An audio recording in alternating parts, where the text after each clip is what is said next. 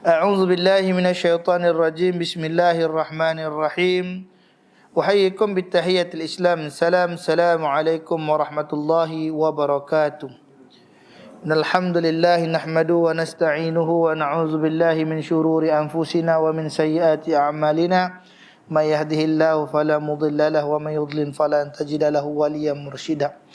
Alhamdulillahi Rabbil Alamin. Segala puja dan puji yang tertentu dirafakkan bagi Allah Ta'ala, Tuhan Ta'aluk sekalian alam. Dialah Tuhan yang layak disembah dengan sebenar-benar sembah, dan dia jugalah Tuhan yang telah menciptakan kita, yang pada asalnya daripada setitik air yang tidak bererti dinamakan ia sebagai mani, lalu disimpan di dalam sebuah empangan yang kokoh dinamakan ia sebagai rahim ibu dalam tempoh dan waktu yang ditetapkan.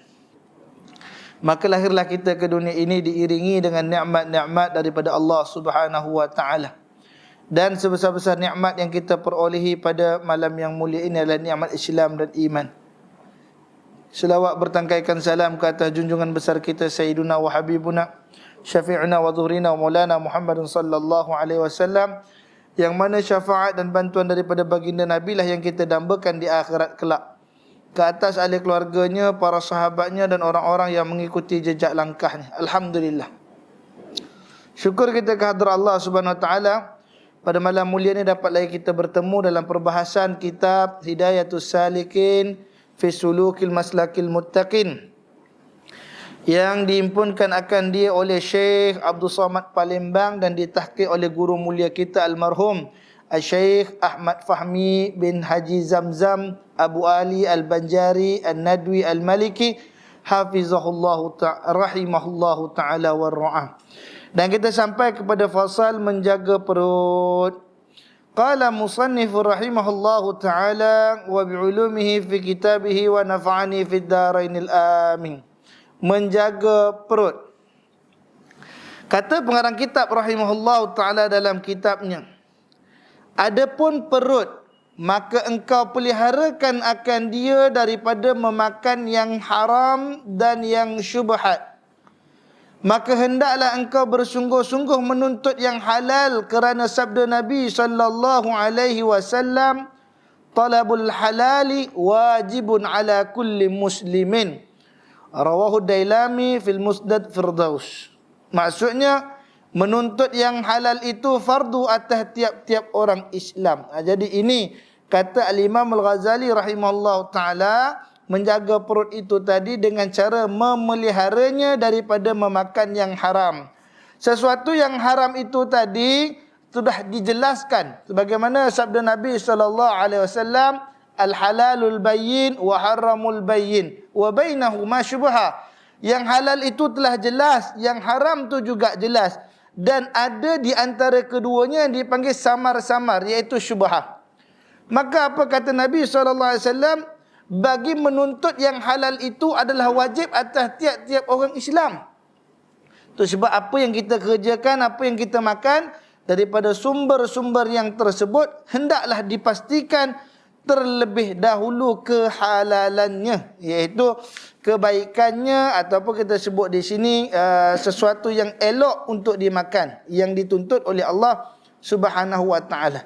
Kerana Sayyidina Ali radhiyallahu an mengatakan, halaluha hisaban wa haramuha an-nar. Kata dia, yang halal itu nanti akan dihisap oleh Allah taala. Tiap-tiap barang yang hisap nanti akan tiap-tiap barang yang halal nanti akan dihisap oleh Allah Ta'ala, dan barang yang haram nanti api neraka lah yang akan jadi balasannya. Jadi itu sebab dalam perkataan Imam Ghazali rahimahullah ta'ala, disuruh pelihara diri kita, perut kita, daripada makan yang haram dan syubhah. Makna yang kita nak jaga-jaga sekarang ni makan mana? Jaga diri kita daripada makan barang syubhah. Sedangkan makan yang haram tu bukan jaga. Makan yang haram tu dah jelas tidak boleh, maka kena tinggalkan. Sedangkan yang syubhah inilah yang kena jaga-jaga. Kita nak tengok barang ni halal ke tidak, kata guru kita. Bagi nak tahu hati kita, perasaan kita nak bagi tahu benda tu syubhah apabila sanubari kita meragui makan tadi. Kita mula tanya, halal ke ni? InsyaAllah. Halal ke ni? Bila terbit perkataan begitu, kata guru kita, tinggalkan. Kerana boleh jadi terdapat di dalamnya unsur syubhah yang menyebabkan hati itu tak menerima dengan persoalan. Halal ke benda ni? Tabarakallah ta'ala anhu. Jadi itu sebab kata guru kita, seafdalnya ditinggalkan. Adapun kalau dia makan, atas dasar dia zon, sangkaan dia tadi, oh ni halal lah ni, kata dia, makan. Tak ada masalah kita kata situ. Cuma, dia tidak berjaya lah mengelakkan makan syubhah itu tadi. Sebagaimana kata Al-Imam Al-Ghazali rahimahullahu ta'ala di dalam kitabnya, wal halalun kathirun wa laysa alayka an tatatayyaqana bawatina umuri bal alayka an tahtadhira mimma ta'lamu annahu haramu aw tadhunnu annahu haramun zannan yahsulu min alamatin nar jizatin maqrunatin bil malin. Artinya, dan yang halal itu banyak, dan tiada lazim atasmu bahawa engkau yakin pada batin sesuatu itu akan halalnya. Tetapi lazim atasmu memelihara daripada barang yang engkau ketahui bahawasanya ia haram, atau engkau sangka bahawa adalah ia haram dengan sangka yang hasil ia daripada alamat yang nyata yang berserta dengan harta itu. Ini saya sebutkan tadi. Apa kata Imam Ghazali? Yang halal tu banyak sekali. Tiada lazim atasmu. Dia kata walaysa alaika, dan tidaklah melazimi atas engkau an tatayaqqanu, iaitu bahawa engkau yakin pada batin kau benda ni haram. Benda ni halal. Insyaallah tabarakallah. Bahawa engkau yakin pada batin sesuatu itu akan halalnya. Ni halal lah, yakin halal, makan. Itu tentu halal. Tetapi lazim atasmu memelihara daripada barang yang engkau ketahui bahawa ianya haram. Ini halal ke haram ni? Datang syak. Dia panggil syak di situ. Itu sebab dia kata, au tazunnu annahu haram. Tazunnu, engkau sangka. Bila zan ni mana sangka-sangka. Au tazunnu annahu haramun. Kalau engkau menyangka, halal ke tak benda ni? Halal lah kot. Bila terbit, kata Imam Ghazali, ini bab hati ni. Bila hati kata terbit, halal ke tidak, sebenarnya apa yang ada pada makanan itu terdapat syubhah.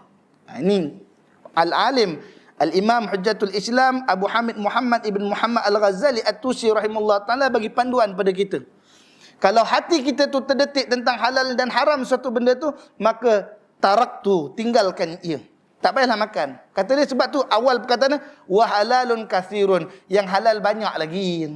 Kalau awak tak makan benda tu pun awak hidup lagi, kata dia, Masya Allah. Yang halal boleh diambil lagi. Jangan disebabkan keraguan hati mengatakan, halal ke tak ni? Try je lah, makanlah. Kerana barang viral, kata kita, Masya Allah. Kerana barang ni tadi, barang yang Allah SWT Muhammad payah dapat. Tetapi hati kita meragui tentang kehalal dan keharamannya. Maka tinggalkan, kata Imam Ghazali rahimahullah ta'ala. Zanna yahsulu min alamatin najizatih. Dan ketahuilah bahawasanya ia haram, ataupun engkau sangka bahawa adalah ia haram, dengan sangka yang hasil daripada alamat yang nyata, yang berserta dengan harta itu. Ini dalam proses halal haram ni, salah satu daripada hukum Islam, ada satu kaedah fiqh, iaitu namanya istihalah. Babul istihalah. Apa tu barang istihalah? Barang yang halal jadi haram, kemudian jadi halal balik.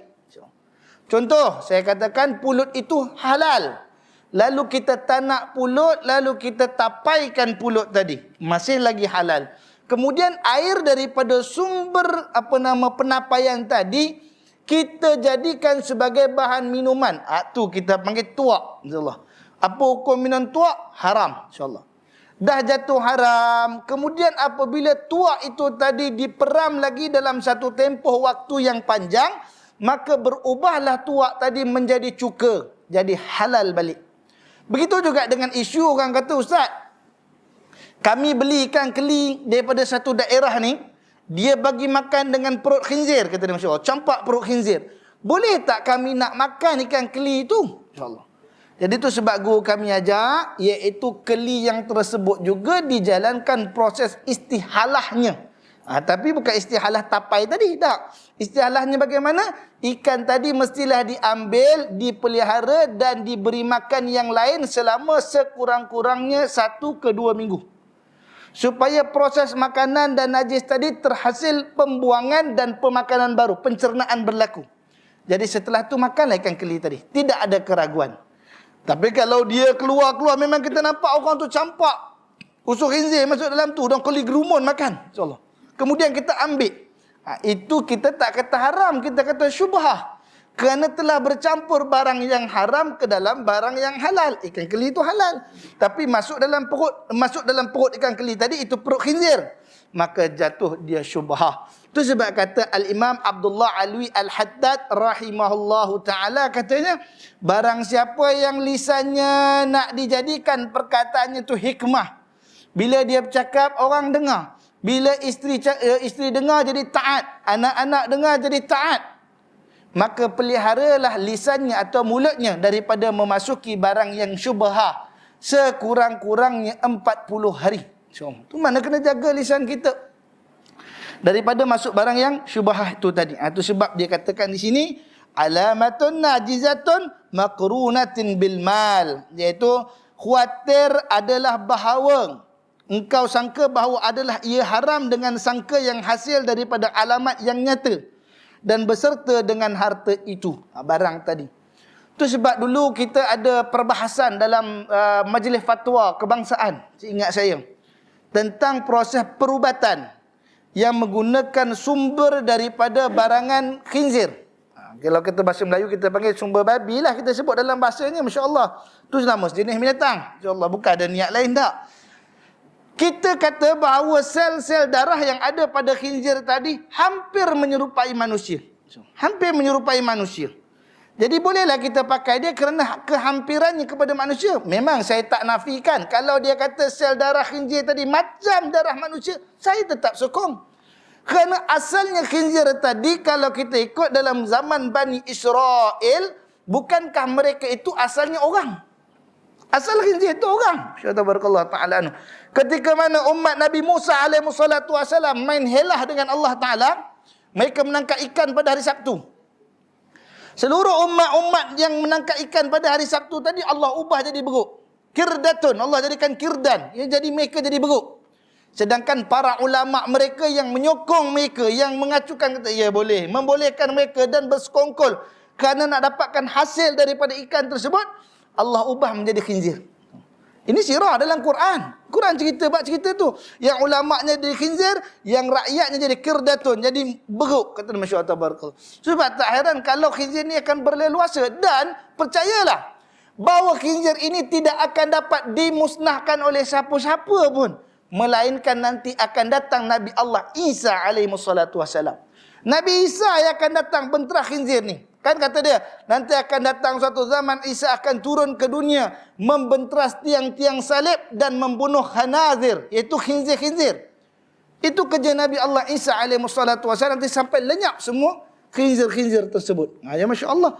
Tapi kita bukan nak cerita bab khinzir itu. Kita nak cerita bab majlis fatwa berfatwa tentang penggunaan sel darah ataupun implan. Ini barangan organ dalaman khinzir yang dijadikan barang perubatan. Mestilah ia menjalani suatu proses yang dinamakan proses istihalah tadi. Sebelum digunakan kena istihalah. Tapi istihalah bagi khinzir sangatlah rumit. Sangat rumit. Itu sebab kalau nak guna, jadikan dia langkah ataupun pilihan yang terakhir. Kerana kerumitannya itu tadi. Baik. Ini kata Imam Ghazali rahimahullah ta'ala. Adapun yang yakin diketahui akan halalnya itu amat banyak. Dan setengah daripadanya itu harta yang diambil daripada kafir harbi. Barang apa jalan yang dapat engkau ambil daripadanya, maka iaitu halal. Ini Masya Allah. Kafir harbi ni siapa dia? Iaitu orang yang memerangi Islam. Dia ada negara dia sendiri, dia perang dengan negara Islam. Atau dia ada kabilah dia sendiri, dia perang dengan kabilah Islam.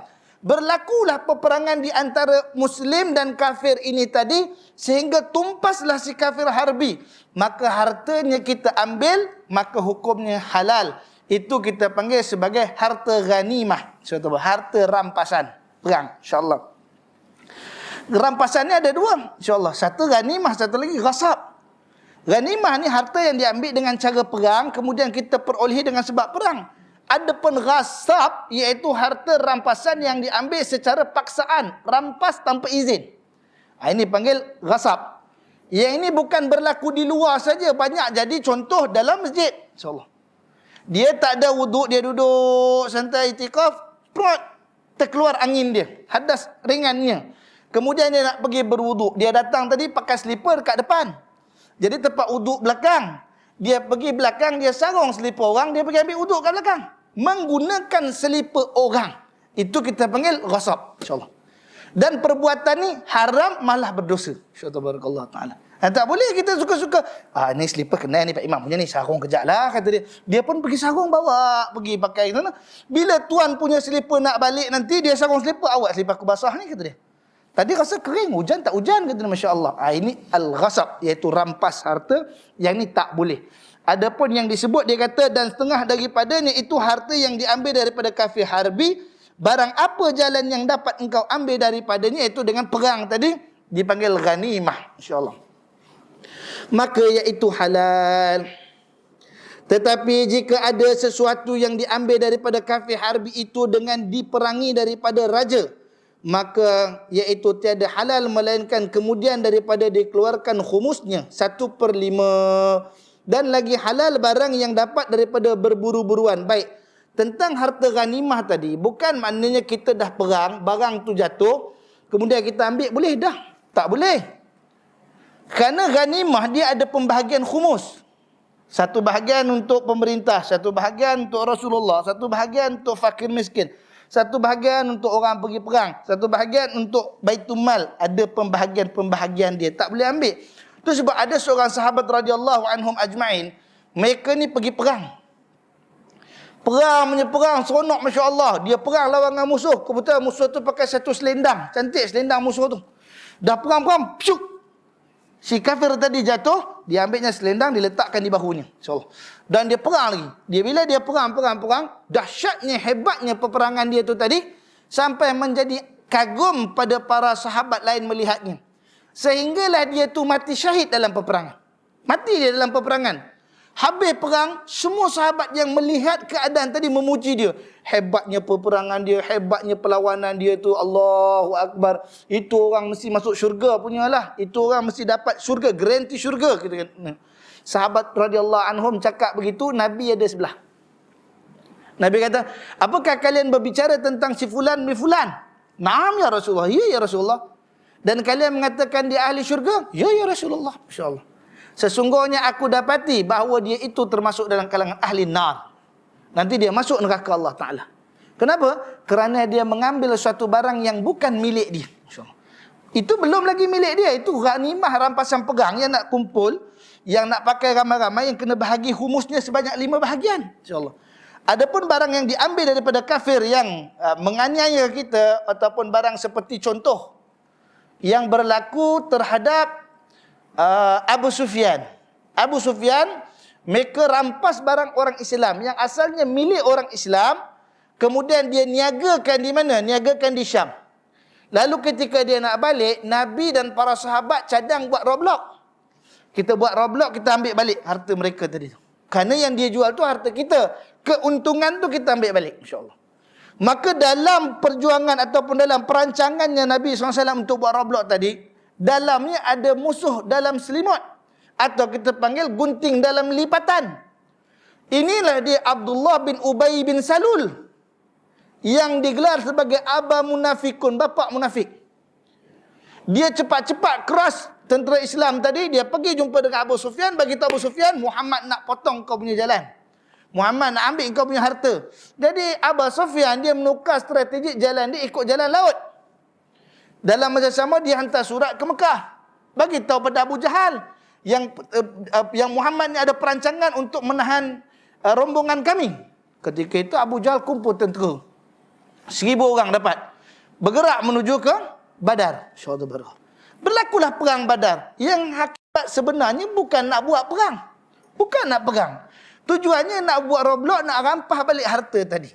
Si kafir yang memerangi Islam, kita ambil hartanya tadi, bukan dengan jalan perang tadi, maka halal. Subhanallah ta'ala. Dan lagi halal barang yang dapat daripada berburu-buruan. dan yang dapat dari kayu di hutan, dan yang diambil daripada gali-galian, dan harta yang dapat daripada pusaka, dan harta yang dapat daripada berniaga, dan harta yang dapat daripada bertani, dan tanam-tanaman, dan harta yang dapat daripada zakat dan sedekah, dan hadiah, dan harta pemberian orang, dan barang sebagainya. Adapun yang yakin diketahui akan haramnya itu, maka seperti daging babi dan anjing, dan sekalian binatang yang haram, dan bangkai, dan harta yang didapati daripada mencuri dan merampas, dan barang sebagainya, dan harta riba dan arak, dan harganya, dan barang sebagainya. Baik. Jadi nak kata yang halal ni banyak. Tadi apa kata pengarang kitab? Yang halal tu sangat banyak. Kamu pergi berburu, dapat apa dalam hutan, halal bagi kamu. Kamu tak dipanggil mencuri. Kerana barang yang ada dalam hutan tu milik Allah Subhanahu Wa Taala. Lainlah lembu orang bela dalam hutan, insya-Allah. Lembu orang sesat masuk hutan, kita pergi tembak, insya-Allah. Dan tuan punya lembu kata, ni lembu saya. Buktinya apa? Awak tak nampak kat telinga dia ada tag nama tu? Ada bukti. Tuan tadi letak bukti, ada tag nama. Maka itu hak milik tuan tadi. Tapi kalau tuan tadi ngaku ni lembu saya, bukti tak ada, pengesahan tak ada, apa nama daripada veterina punya enjek pun tak ada, cuma dia kata cop ni lembu saya aja, kata dia, masya-Allah. Walhal kawan nembak dalam hutan. Lembu liar. Dia ngaku lembu dia, maka tidak sah pengakuannya. Kerana barang bukti tak ada. Tapi pakai hukum ni balik apa? Halal ketika itu dia pakai. Nak raya haji, kita nak mela lembu tak sempat, tembaklah seladang ke lembu dalam hutan, insya-Allah. Untuk berniaga, buat apa nama, jual daging, insya-Allah tabarakallah, halal. Kenapa? Barang berburu-buruan. Dan yang dapat daripada kayu di hutan. Ni orang jual pucuk paku ke, orang jual pucuk ubi ke, orang jual apa nama, tongkat ali ke, masya-Allah tabarakallah taala, dia jual kayu-kayu yang ada dalam hutan, halal juga bagi dirinya. Dan yang diambil daripada gali-galian. Gali-galian itu masuklah emas, logam, timah, apa nama, besi, dan juga seperti minta maaf pasir juga, insyaallah pun halal juga yang demikian rupa. Dan harta yang dapat daripada pusaka. Ni pusaka ni dengan berapa jalan? Pusaka ni ada beberapa jalan. Yang pertama, jalannya dipanggil jalan wasiat. Sebelum daripada mati, yang mempunyai harta, dia telah berwasiat. Kalau aku mati bagi begini. Dia wasiat. Ya ayyuhalladzina amanu, kutiba alaikumul wasiyah. Wahai orang-orang yang beriman, diwajibkan ke atas kamu menulis wasiat. InsyaAllah. Ini ayat turun sebelum ayat fardu puasa. Ya ayyuhalladzina amanu kutiba alaikumus siyamu kama kutiba alal ladzina min qablikum la'allakum tattaqun. Sebelum dia, ya ayyuhalladzina amanu kutiba alaikumul wasiyah. Lepas tu ya ayyuhalladzina amanu kutiba alaikumul qisas. Ini ayat dia 3 serangkai, dia panggil dengan kutiba yang 3 serangkai tadi. Kewajipan dia. Jadi nak ambil harta pusaka yang pertama dengan jalan wasiat. Yang kedua dengan jalan apa? Yang kedua dengan jalan hibah. Kalau kita ada buat hibah atas dunia, dah bedak siap-siap, kita kata hadiah, hibah. Adapun atas dunia tak dan buat wasiat, tak ada buat hibah, maka mati begitu saja. Maka berlakulah urusan faraid. Masya-Allah tabarakallah. Ini faraid penting, masya-Allah tabarakallah taala anhum. Ada orang yang mengamalkan faraid, masya-Allah tabarakallah taala, pada awal selamat. Tapi bila dah berlanjutan lama masanya, susah. Saya pernah ke Lambor, ingat saya, masya-Allah, ke Lambor, masya-Allah tabarakallah taala anu, cari satu rumah kayu tu, jumpa dengan tuan tanah dia. Berapa nak jual? Kami tak jual rumah ni, kata dia. Kami tak jual. Rumah dah tua sangat, memang dah boleh dibuka dan sebagainya. Kita cadang nak buka lah kan, masya-Allah, buat pondok ke apa ke. Dia kata tak jual. Kenapa tak jual? Kata dia, masya-Allah, rumah ni belum selesai faraid. So, rumah ni tak selesai faraid lagi. Berapa lama tak selesai faraid? Dia kata dah 40 tahun. 40 tahun tak selesai faraid. Saya kata lupakan je lah. Kalau 40 tahun tak selesai faraid, nak lapis tu sampai berapa banyak lapis? Dia kata cucu dengan anak semua total nak dibedak 80. Papan rumah tu je baru 40 keping. Saudara-Allah ta'ala, masya-Allah. Nak bedaknya 80. Nak kita, tak payahlah, kata masya-Allah. Tu sebab faraid ni apa? Pindah milik. Tu sebab Allah Ta'ala tahu bahawa manusia ni dia tak boleh dengan harta. Tak boleh, insya-Allah. Kalau harta dia mandai-mandai, kau separuh, aku separuh, dia rasa dah adil bagi dia. Padahal tak adil. Akan datang kesangsian, sehingga sebab masalah faraid, masalah pembagian harta, Allah sendiri bagi tahu dalam Quran. Untuk orang laki-laki satu begini, untuk orang perempuan satu begini, untuk ini asabah, untuk ini satu ini. Allah yang bagikan terus. Kenapa? Kerana Allah tahu kalau manusia kata adil pada mereka, sebenarnya tak cukup bagi diri mereka. Masya Allah, barakallahu ta'ala. Itu bab pusaka. Itu sebab kena tukar milik harta tadi yang dari Ibunda rahmatullah ta'ala. Kena berlaku pertukaran milik. Katalah seorang tu mati. Harta tadi tidak ditukar milik. Tamprin tak buat. Apa tamprin dia tadi? Itulah faraid tadi. Kalau dia tak ada buat wasiat, kalau dia tak ada buat hibah, dia punya tamprin adalah faraid. Ni cara Islam. Akad faraid, insyaAllah. Kalau tidak, selama-lamanya harta itu masih milik si mati. Selama-lamanya masih milik si mati. Katalah bapa mati tinggal, anak tak urus faraid, bedak suka-suka dia saja. Lalu ketika itu, harta tadi masih lagi penamanya si mati. Itu sebab Allah SWT kata guru kita, kalaulah harta yang tidak difaraidkan, dibelanjakan atas jalan maksiat, tuan punya harta dapat nama lagi. InsyaAllah. Macam dapat nama lagi. Masya Allah, barakallah. Kerana itu harta dia. InsyaAllah dapat juga share dia tu tadi. Bawa kereta, walaupun saya lah pemandunya, tetapi kereta tu nama orang lain. Saya tekan di slim river, menyala. InsyaAllah. Walaupun kesalahan tu saya, tapi yang dapat saman tuan kereta. Masya Allah, ta'ala. Itu sebab harta faraid, harta pusaka, mestilah diberikan atas jalan Islam. Kalau nak bagi sama banyak ke, nak bagi ni, buat hibah ataupun wasiat dua atas dunia. Nak wasiat lu, ayah wasiatkan, yang sulung dapat 1 ekar. Kita ada 10 beradik, kata dia. Saya pernah jumpa, dah pernah menyelesaikan situasi masalah ni di Negeri Sembilan.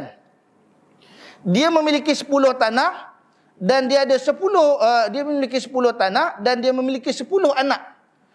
8 perempuan, 2 laki-laki. 8 perempuan, 2 laki-laki. Jadi tanah ni pula, dia kena ikut adat pepatih. Ikut adat pepatih, kena lebih orang perempuan. InsyaAllah. Jadi anak-anak perempuan, semua dia bagi seorang 1 ekar. Walhal kalau ikut logik akal, semua boleh dapat 1 ekar. 8 orang perempuan tadi dapat 8 ekar tanah. 2 ekar lagi dijualkan. Duitnya bagi pada anak laki-laki. Saya kata, rugi dah macam tu. Jualkan tanah, hanya duit bagi laki. Dia tak boleh bagi tanah juga pada laki. Kenapa? Kalau bagi tanah pada laki-laki, maka penilaiannya laki-laki dapat banyak macam perempuan. Sedangkan dalam cerita ni, orang perempuan kena dapat lebih dalam adat pepatih, kata dia. Saya kata, buntu juga dengar dia punya perbahasan dia tu. Masya Allah. Tapi kita dengar je lah, orang dah beda harta macam tu. Masa muaknya masih hidup, dibedakan. Masya Allah. Ini kita panggil, kalau pergi ke tanah Padang, kita ada tanah adat. Kita ada tanah adat, tanah mamak nenek dan sebagainya. Ini semua dah dibahaskan oleh Abuya Hamka dalam kitab dia. Tentang adat pepatih. Masya Allah. Ta'ala anhu. Adapun dan harta yang dapat daripada berniaga, orang berniaga, selama mana berniaganya tadi tidak terlibat dengan urusan riba, halal berlaku. Wa ahallallahu al-bai' wa harrama riba, dihalalkan Allah ke atas kamu jual beli dan diharamkan atas kamu riba. Dan hari ini pun kita tengok ada juga berlaku, minta maaf, perniagaan yang tak sah. Seperti meniaga barang ribawi. Apa tu barangan ribawi? Barangan ribawi ni itu menjual duit dengan duit. Dia ada duit, aku nak jual RM5 ni. Berapa? RM3,000. Insya-Allah. Nilaian benda tu 5, tapi dia jual RM3,000. Insya-Allah barakallahu taala. Itu barang ribawi duit tadi tu. Insya-Allah barakallahu taala. Tu sebab bukan semua benda boleh kita niagakan. Ada barang-barang juga yang tidak boleh diniagakan. Masya-Allah barakallahu taala. Jual emas dengan emas pun tak jadi juga. Insya-Allah. Sistem barter kan berlaku macam mana? Iaitu barang lain ditukar dengan barang lain. Mana tukar barang yang sama? Contoh barakallahu ta'ala anu. Jadi tak boleh yang demikian rupa. Baik. Dan harta yang dapat daripada bertani. Orang yang bertani dapat hartanya halal. Namun jangan lupa pada pembayaran zakatnya. Kalaulah tanah itu diuruskan, dibaja pengairannya, zakatnya sekadar sekurang 4% dan ke 5%. Adapun kalau dibiarkan macam orang nanam durian, biar je. Tahu-tahu kawan tu buah. Nanti dah sampai waktu buah datang buat mesin rumput. Bersih rumput. Untuk apa? Untuk ngutip buah aja. Subhanallah ta'ala. Itu zakatnya 10%. Lain. Tanah pertanian yang diuruskan dengan tanah pertanian yang tidak diuruskan, zakatnya berbeza. Dia tak sama. Ini disebut dalam kitab Risalatul Jami'ah wa Tadhkiratun Nafi'ah. Dan tanam-tanaman dan harta yang dapat daripada zakat dan sedekah dan hadiah. Itu sebab kena bezakan tiga-tiga ni. Iaitu zakat, sedekah, hadiah. Keluarga Bani Hashim dan Bani Muttalib tidak boleh makan zakat dan juga sedekah. Mereka hanya dapat hadiah. Tabarakallah ta'ala. Dia boleh dapat hadiah aja. Keluarga, macam nak kenal keluarga Bani Hashim ni Ustaz? Kalau kita di Malaysia ni khusus kita nak tahu Bani Hashim punya keturunan atau Bani Muttalib, dia ada gelar dia. Gelar-gelar dia apa? Iaitu Said tu. InsyaAllah. Said Al-Idru, Said Al-Habsyi, Said Al-Sagaf, Said Al-Atas. Ni orang-orang ni. Dia cuma makan sedekah saja. Makan hadiah saja. Minta maaf lah. Makan hadiah sahaja. Dia tu sebab begitu. Hatta Imam Syafi'i. Imam Syafi'i itu imam pelopor mazhab. Muhammad bin Idris Asy-Syafi'i rahimahullah ta'ala pelopor mazhab. Membahas bab zakat banyak. Tapi beliau tak layak dapat zakat. Kenapa? Kerana beliau datang daripada Bani Muttalib. Subhanallah. Keturunannya keturunan Bani Muttalib. Jadi dia tak dapat juga zakat. Masyaallah. Walaupun dia pembahas zakat. Dan harta pemberian orang dan barang sebagainya itu semua halal, boleh didapati. Adapun yang yakin diketahui akan haramnya itu, maka iaitu seperti daging babi. Ini Allah dah kata, wa harrama lahmal khinzir. Allah kata maitata wa lahmal khinzir. Allah Taala haramkan kamu makan bangkai dan juga daging khinzir. Dan anjing dan sekalian binatang yang haram dan bangkai. Ini makna bangkai barang yang telah mati. Bukan boleh makan. So, bukan boleh makan, tak boleh makan. Tapi kalau diambil manfaat boleh. Contoh, seorang daripada keluarga Nabi SAW menerima hadiah bangkai seekor kambing. Lalu kata mereka, bagaimana ni bangkai saja? Tak boleh buat apa dengan bangkai? Kata Nabi, ambillah manfaatnya. Tak boleh makan Rasulullah bangkai. Kata Nabi SAW, bukan kamu memakannya, tapi manfaatkan kulitnya. Maka dia ambil kulitnya, mereka buat kirbah. Mereka buat barang-barang yang boleh digunakan dengan kulitnya tadi. Maka boleh dipakai. Dengan kaedah samak. InsyaAllah. Disamak daging tu tadi, disamak kulit itu tadi, antara dengan buah manjakani, dengan nenas, dengan limau dan sebagainya, buah-buah tajam. Itu kita panggil samak. Adapun yang terkena dengan khinzir, anjing dan juga babi tadi, kita nak basuh cuci tu yang kata 1 air tanah 7 air mutlak tu, itu namanya sertu. Subhanallah ta'ala anhu. Ya masya-Allah. Jadi tu sebab kalau dapat yang sekalian tu, meniaganya pun tak boleh. Meniaga pun tak boleh. Ada satu cendekiawan Malaysia, masya-Allah tabarakallah taala anhu, pernah membahaskan, dia kata Allah Taala mengharamkan dalam Quran itu lahmal khinzir. Kata, minta maaf, saya rasa kurang bernaslah perkataan dia. Allah Taala mengharamkan lahmal khinzir. Allah haramkan daging khinzir. Jadi maknanya plasma darahnya, peparunya, jantungnya boleh. Yang tak boleh tu dagingnya. Allah Taala. Kita pun menong, ini macam mana pula boleh jadi? Ni orang faham ayat secara literal saja. Sebentar lalu Allah kata daging ah. Yang lain boleh, kata dia, masya-Allah. Dan dia kata boleh makan babi sekiranya diyakini tiada bentuk babi. Dah pening kita dengar macam mana. Memang orang akan potong babi tu tadi jadi daging ketui-ketui, jadi hamburger ke apa kan, masya-Allah. Dia kata boleh makan daging babi dengan syarat tiada bentuk babi. Insya-Allah. Ini tak masuk akal lah sebenarnya, masya-Allah tabarakallah. Tuan-tuan boleh tengoklah tu di YouTube ada. Jangan percaya sangat cakap saya. Cek dulu betul ke Ustaz Ridwan cakap ni, masya-Allah. Tapi itu yang kami dengar dalam perbahasan. Tak boleh.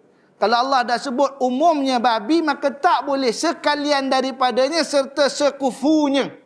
Segala yang terlibat daripada peranakan babi tak boleh. InsyaAllah. Babi kahwin dengan babiri jadi babiri. InsyaAllah ta'ala. Babiri tak boleh makan babiri. Lembu kahwin dengan babi jadi lambi. Tak boleh juga makan lambi. InsyaAllah ta'ala. Lembi. InsyaAllah. Tak boleh. Kerana hasil perkahwinan tu tadi haram. Jadi sebab barang yang haram pun jelas.